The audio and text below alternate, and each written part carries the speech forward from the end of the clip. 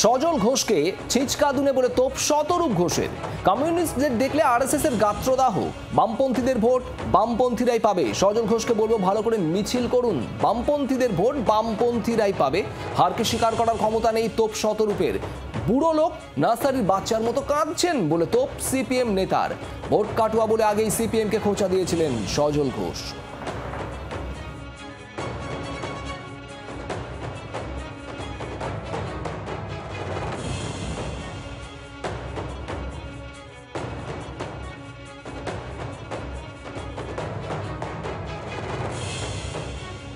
সজল ঘোষের যদি আমাদেরকে বিছুটি পাতা মনে হয়ে থাকে তাহলে আমরা অত্যন্ত গর্বিত, কারণ আমরা জেনে এসেছি একেবারে সেই আরএসএস এবং কমিউনিস্ট পার্টি একই সময় তৈরি হয়েছিল ভারতে, এবং সেই সময় থেকেই কমিউনিস্টদেরকে দেখলে আরএসএসের চুলকুনি হয়।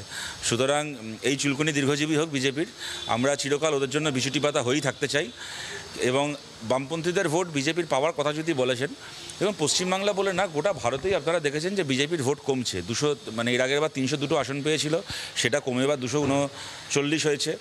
পশ্চিমবাংলায় 19 থেকে 12 হয়েছে। কদিন পরে বিহারের ভোট হচ্ছে। বিজেপি এখন অন্যদের ভোট পাবে না বুঝে ভোটারদের নাম ভোটার লিস্ট থেকে বাদ দেওয়ার জন্য ওরা এখন এই সমস্ত এসআইআর আর বিভিন্ন অছিলা করছে। অতএব এই ওরা চেষ্টা করতে পারে রাজনৈতিক দল হিসেবে ভোটটাকে করার, কিন্তু বামপন্থীদের ভোট বামপন্থীরা তো পাবেনি, অন্য দলকে ভোট দিয়েছেন যে মানুষ, তাদের ভোটও যাতে আমরা পাই সেই দিকে আমরা এগোচ্ছি।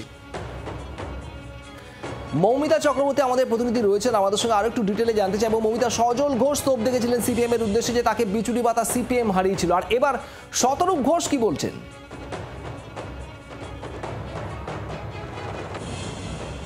দেখো, শতরূপ ঘোষ এক্ষেত্রে তার দলের বয়ান, কারণ যেভাবে বিজেপির নেতৃত্ব এক একজন এক এক রকমভাবে মন্তব্য করছেন এবং নির্দিষ্ট করে সিপিআইএমকে কোট আনকোট ভোট কাটুয়ার তকমা দেওয়া হচ্ছে, এবং সজল ঘোষ আরও এক ধাপ ওপরে উঠে তিনি বলেছিলেন যে সিপিআইএম আসলে বিচুটি পাতার কাজ করছে।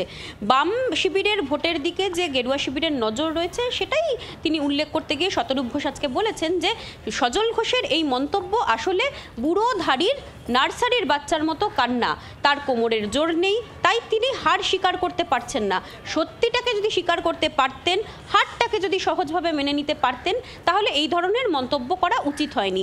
সজল ঘোষের উদ্দেশ্যে শতরূপের আরও বার্তা যে কেন্দ্রীয় বাহিনী সঙ্গে নিয়ে যিনি মারের নিদান দিচ্ছেন তিনি সাধারণ কর্মী সমর্থকদের কথা আসলে চিন্তা করেন না, কারণ সজল ঘোষ সুকান্ত মজুমদারদের সঙ্গে কেন্দ্রীয় বাহিনীর নিরাপত্তা রক্ষী রয়েছে, আর সাধারণ কর্মী সমর্থকদের সাথে নিরাপত্তা বাহিনী নেই, তাদের নিরাপত্তা দেওয়ার কেউ নেই, তাই তাদের কেন্দ্রীয় বাহিনী নিয়ে এই ধরনের মন্তব্য করা একেবারেই সমীচীন নয়।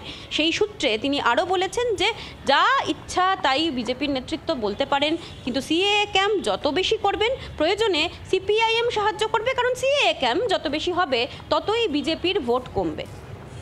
মৌমিতা, ধন্যবাদ। আপনাদের এখানেই শোনাবো সজল ঘোষ ঠিক কি বলেছিলেন এর আগে।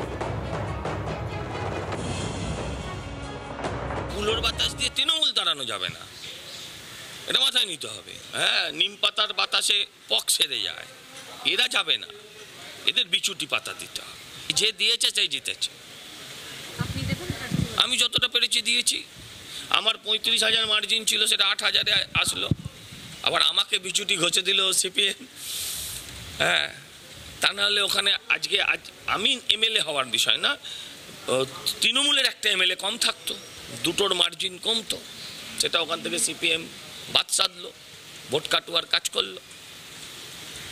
আমাকে সিপিএম হারিয়েছে, সায়ন্তিকা দেবী কিংবা তৃণমূল আমাকে হারায়। বাংলার আওয়াজ, বাঙালির আবেগ, জি 24 ঘন্টা।